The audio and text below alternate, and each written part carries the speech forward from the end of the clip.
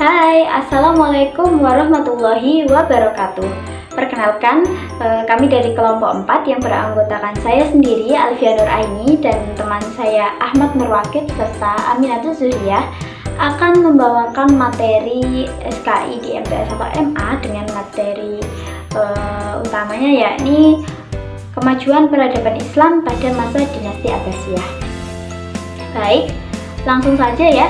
Di sini kita memiliki beberapa subbab tentang materi dinasti Abbasiyah. Yang pertama ada kelahiran dinasti Abbasiyah, yang kedua ada fase pemerintahan Bani Abbasiyah, yang ketiga khalifah yang terkenal serta kebijakannya pada masa itu, dan yang terakhir adalah kemajuan serta kemunduran dinasti Abbasiyah. Oke, langsung saja ya. Baik, di sini saya akan menjelaskan bagaimana sih sejarah berdirinya dinasti Abbasiyah? Ya, berdirinya dinasti Abbasiyah ini berawal sejak merapuhnya kekuasaan Bani Umayyah yang berujung pada keruntuhan dinasti Umayyah di Damaskus. Dengan segala konflik yang ada pada tubuh Bani Umayyah, menjadikan Abbasiyah maju sebagai pengganti kepemimpinan umat Islam. Wajah revolusi kepemimpinan Abbasiyah terhadap Umayyah banyak mendapatkan simpati dari masyarakat pada masa itu, terutama dari kalangan Syiah. Nah, dukungan itu hadir disebabkan janji untuk menegakkan kembali keadilan seperti yang dipraktikkan oleh Khulafaur Rasyidin. Nama dinasti Abbasiyah itu sendiri diambil dari nama salah seorang paman Nabi Muhammad yang bernama Al-Abbas ibnu Abdul Muthalib ibnu Hisham. Dinasti ini didirikan oleh Abdullah Al-Saffah ibnu Muhammad ibnu Ali ibnu Abdullah ibnu Al-Abbas. Bani Abbasiyah dulu merasa lebih berhak dari Bani Umayyah atas kekhalifahan umat Islam, sebab mereka adalah dari cabang Bani Hashim yang secara garis keturunan bisa dikatakan lebih dekat dengan Nabi. Menurut mereka, Bani Umayyah menguasai bangku kekhalifahan Islam secara paksa dengan melalui tragedi Perang Siffin. Oleh karena itu, untuk mendirikan dinasti Abbasiyah, mereka mengadakan gerakan yang luar biasa, melakukan pemberontakan terhadap dinasti Umayyah. Nah, kekuasaan Bani Abbasiyah ini berlangsung selama 5 abad, sejak tahun 750 sampai 1258 Masehi, melanjutkan kekuasaan dari Bani Umayyah dulu. Nah, mungkin nanti kita bisa mempelajari materi yang selanjutnya. Setelah kita memahami bagaimana kelahiran pemerintahan Bani Abbasiyah pada zaman dahulu, juga di sini akan kita jelaskan beberapa fase-fase pemerintahan dari Bani Abbasiyah itu sendiri. Baik, langsung disimak saja ya. Fase-fase pemerintahan Bani Abbasiyah. Oke, fase-fase pemerintahan Bani Abbasiyah, pemerintahannya ini berlangsung selama 505 tahun. Diperintah oleh 14 khalifah, dapat diklasifikasi menjadi 5 fase pemerintahan. Yang pertama, ada fase pembentukan. Ini berlangsung pada tahun 750 Masehi sampai 847 Masehi. Di sini disebut dengan pengaruh Persia pertama, yaitu berlanjut dari kekuasaan khalifah pertama Abu Abbas As-Saffah tahun 750 Masehi sampai khalifah ke-9 Al-Wastik tahun 847 Masehi.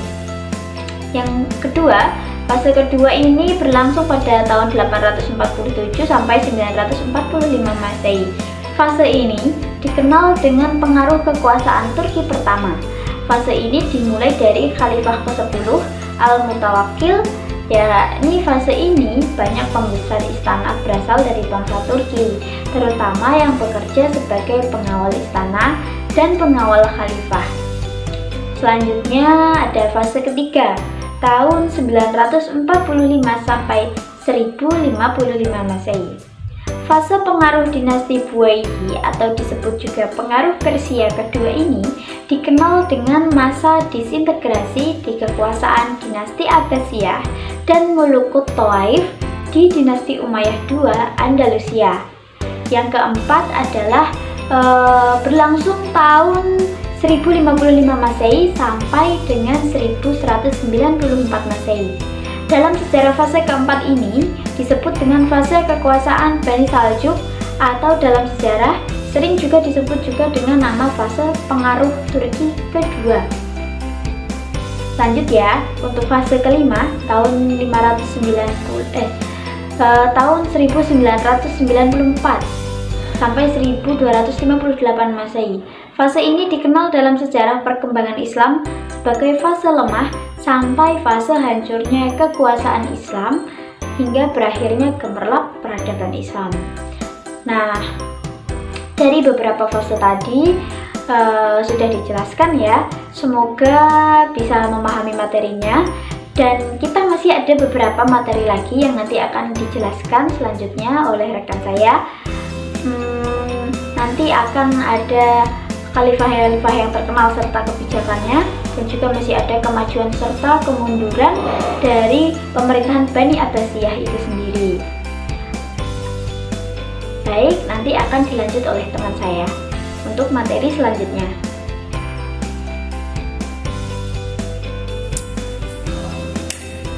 Baik teman-teman, setelah mendapatkan penjelasan dari Mbak Alfia Nuraini, saya di sini akan menjelaskan mengenai khalifah-khalifah yang terkenal dari dinasti Abbasiyah serta kebijakan-kebijakan yang dibuat oleh dinasti Abbasiyah. Tadi dijelaskan dari Mbak Alfia Nuraini bahwa ada sejarah-sejarah lahirnya dinasti Abbasiyah dan ada fase-fasenya, dan sekarang kita akan mengulik tentang siapa saja khalifah terbaik atau khalifah yang terkenal dari dinasti Abbasiyah serta apa saja kebijakan dari dinasti Abbasiyah pada saat itu. Mulai dari yang pertama, di sini sedikit penjelasan ya teman-teman, bahwa khalifah dinasti Abbasiyah itu banyak sekali, ada sekitar 37 khalifah, tapi yang terkenal di sini hanya ada beberapa saja, kurang lebih ada 10 sampai 11, ini seperti itu. Jadi begini, dari khalifah-khalifah ini sebenarnya semuanya itu baik, tetapi di sini dipilih ada beberapa khalifah yang bisa dilihat di PPT ya. Dari sini ada Khalifah Al-Mahdi bin Al-Mansur, Abu Musa Al-Hadi, Harun Al-Rashid, Muhammad Al-Amin, Abdullah Al-Ma'mun, Al-Muhtasim, dan Al-Wastik. Dan dari beberapa khalifah ini hanyalah beberapa khalifah saja, yang mana sebenarnya khalifah dari dinasti Abbasiyah itu banyak sekali, dari Abu Abbas As-Saffah sampai khalifah yang ke-37 yaitu Al-Muhtasim Billah. Jadi seperti itu. Kenapa kok khalifah ini terkenal? Dari ke-10 atau ke-9 khalifah tadi terkenal, itu dilihat dari kebijakan yang diberlakukan, terus peraturan-peraturan yang dibuat, serta pola kepemimpinan yang diterapkan pada rakyatnya.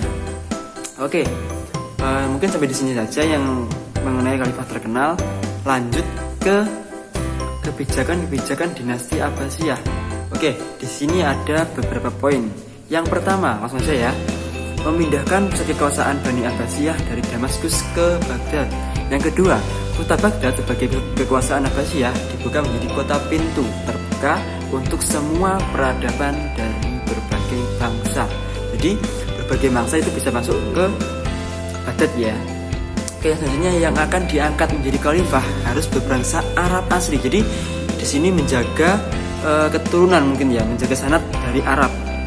Yang selanjutnya yang akan diangkat menjadi khalifah harus orang yang cinta ilmu pengetahuan. Jadi sini jadi dari ke-37 khalifah tadi itu sebenarnya mempunyai ilmu pengetahuan yang tinggi. Jadi sebelum dia menjadi khalifah, dia harus memiliki dan dia harus mempunyai sebuah cinta terhadap ilmu pengetahuan. Yang selanjutnya yang akan diangkat menjadi khalifah harus orang yang dapat mengembangkan ilmu pengetahuan. Jadi tidak hanya cinta dan memiliki cinta, tapi dia harus mengembangkan apa yang dia punya. Dan selanjutnya khalifah di sini harus dapat mengembangkan aspek ekonomi rakyatnya. Jadi nggak sekedar memimpin ya. Jadi dia harus bisa cinta ilmu, harus bisa mengemban ekonomi, harus bisa mengolah rakyatnya seperti itu. Oke, poin yang terakhir, masyarakat dapat dibagi menjadi dua kelompok besar, yaitu kelompok khalifah yang terdiri dari khalifah dan keluarganya, dan pembesar-pembesar ataupun pekerja-pekerja di istana. Dan yang kelompok kedua adalah kelompok masyarakat umum, terdiri pada para guru, petani, ulama, buruh, dan lain sebagainya. Jadi kebijakan-kebijakan itu yang dibuat pada saat dinasti Abbasiyah, yang mungkin nantinya akan memperbaiki dari khalifah-khalifah sebelumnya. Mungkin sampai di sini saja presentasi dari saya, materi saya. Akan dilanjut dari teman saya Aminatus Juhriya. Terima kasih. Baik anak-anak, langsung saja Ibu akan melanjutkan materi, yaitu masa kemajuan dan kemunduran Bani Abbasiyah. Nah, masa kemajuan Bani Abbasiyah. Yang pertama, ada lembaga dan kegiatan ilmu pengetahuan. Nah, lembaga dan kegiatan ilmu pengetahuan ini terdiri dari maktab atau kutub, kemudian ada masjid, majelis, badiah. Apa itu badiah? Ada yang tahu? Nah, badiah merupakan dusun-dusun tempat tinggal orang Arab yang tetap memperhatikan keaslian dan kemurnian bahasa Arabnya. Kemudian yang terakhir ada rumah sakit. Nah, poin yang kedua yaitu ada corak gerakan keilmuan. Nah, dalam corak gerakan keilmuan ini bersifat spesifik. Nah, kemanfaatannya bersifat keduniaan, bertumbuh pada ilmu kedokteran. Di samping kajian yang bersifat pada Al-Quran dan hadis. Kemudian yang poin ketiga ada kemajuan dalam bidang agama. Nah, ada bidang apa saja nih dalam kemajuan bidang agama? Nah, yang pertama ada ilmu dan metode tafsir yang mulai berkembang. Kemudian yang kedua ada bidang hadis. Yang ketiga ada bidang fikih. Kemudian yang keempat ada ilmu lughah. Nah, lanjut untuk poin berikutnya yaitu kemajuan ilmu pengetahuan, sains, dan teknologi. Nah, dalam kemajuan ilmu pengetahuan, sains, dan teknologi ini terdapat astronomi, yaitu ilmu ini melalui karya India Sindhi, kemudian diterjemahkan oleh Muhammad Ibnu Ibrahim Al-Farisi. Nah, beliau merupakan astronom muslim yang pertama yang membuat astrolabe, yaitu alat untuk mengukur ketinggian bintang. Kemudian ada lagi poin yang kedua, kedokteran.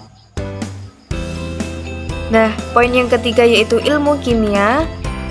Kemudian poin yang keempat, sejarah dan geografi.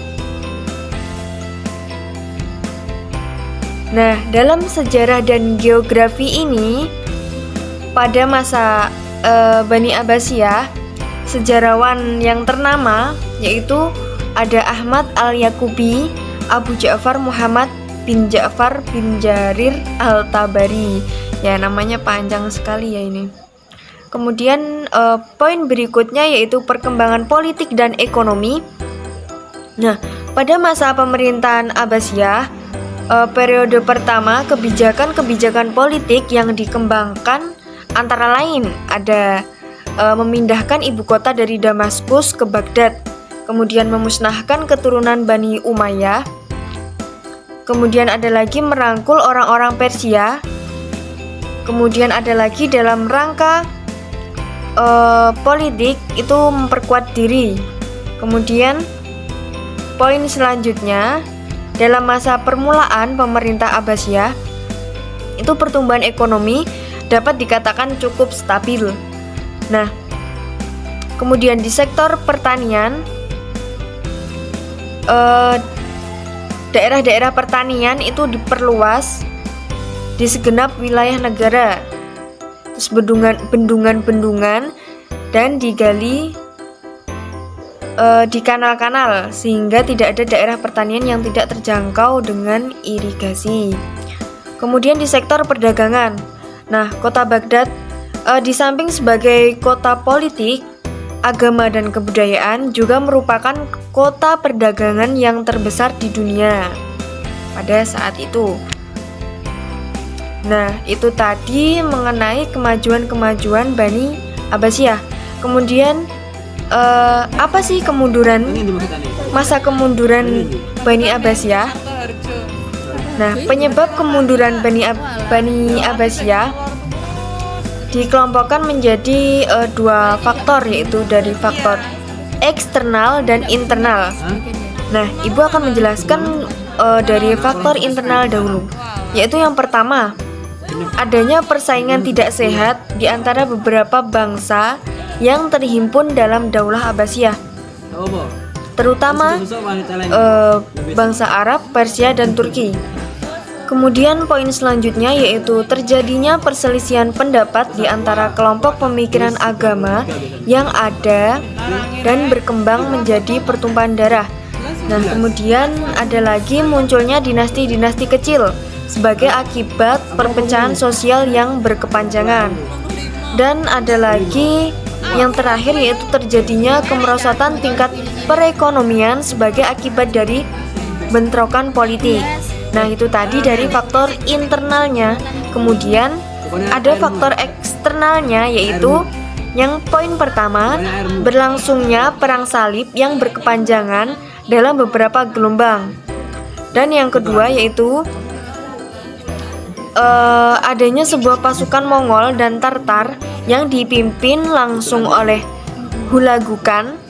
Nah, dalam hal ini itu berhasil menjara semua pusat-pusat kekuasaan maupun pusat ilmu pengetahuan, yaitu perpustakaan di Baghdad. Nah, itu tadi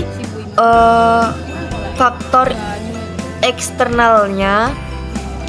Nah, mungkin ada yang mau ditanyakan. Baik, jika tidak ada yang mau ditanyakan, Ibu rasa cukup untuk materi pada hari ini.